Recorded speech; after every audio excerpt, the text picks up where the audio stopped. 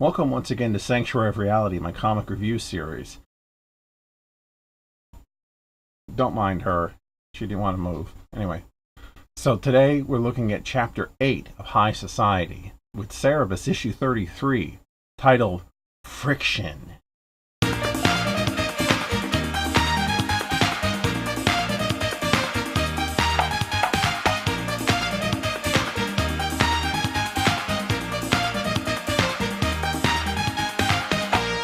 Having caught Cerebus and Astoria getting a little too physical, Moonroach is thoroughly angry.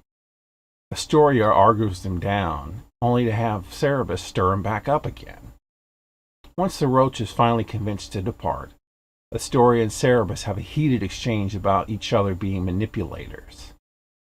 Moonroach sulks in the rain, soliloquizing through his Kevich personality and awaiting Astoria's return to him.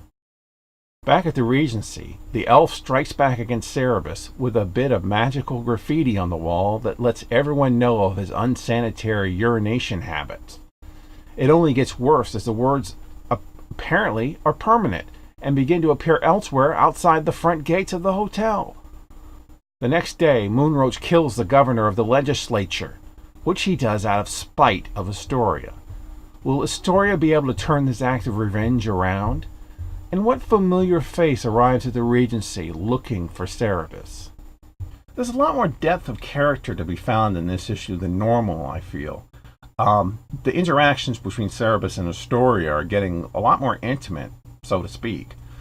But she's still hiding behind a veil of lies. But I get the feeling that during this issue's discussions, we got to see a little bit more of the real Astoria, a little more clearly than we ever have so far. And perhaps for a long time afterwards. This is an all-right issue. It's certainly not the most remarkable of issues. Not the most, it's not one of the most standout issues, but it's mostly just continuing things from the previous issue and setting things up for the next. It's sort of a transition issue. But Moonroach's scenes and Elf's running gag are definite standout moments to me. It definitely make this one actually memorable, a lot more memorable than it would be without those scenes. But, okay, so let's talk about decompression. Now, in case you don't know what decompression is basically spreading one plot out through multiple issues in a storyline. It's, just padding it out so what could have been in one issue or two issues is in six. In a lot of ways, Cerebus, starting with High Society, is the granddaddy of decompressed books. Today, it's all too common to see decompressed stories, which I've always felt was a lazy writer's method of getting more bang for less buck. That way, they can take one story they could have done real quickly, stretch it out, pad it out with dialogue and other stuff, and that way they keep more ideas for their independent books or their creator-owned material.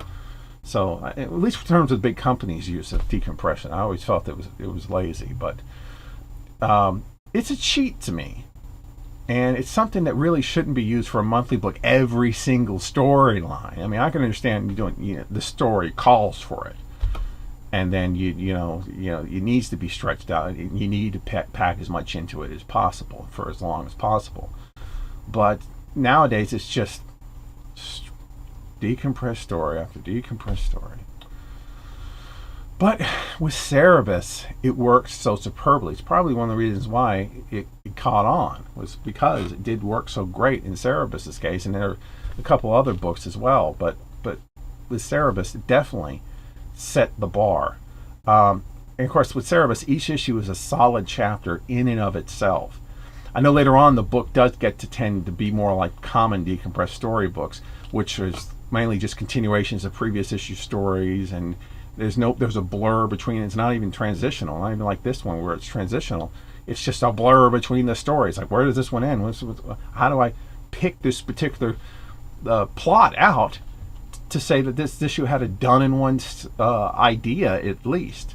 But with independent books, I can forgive that because it's a single author or a creative team. It's their world, so they get to decide the pace of the story. Um, I don't know. It's just a sore subject with me, the whole writing for the trade mentality that drives so many current series. I just don't think it should be used in so many monthly superhero books, especially because it's. But judging by the sales, I clearly am in the minority of disliking it. Anyway, next time, the return of not one, but two characters.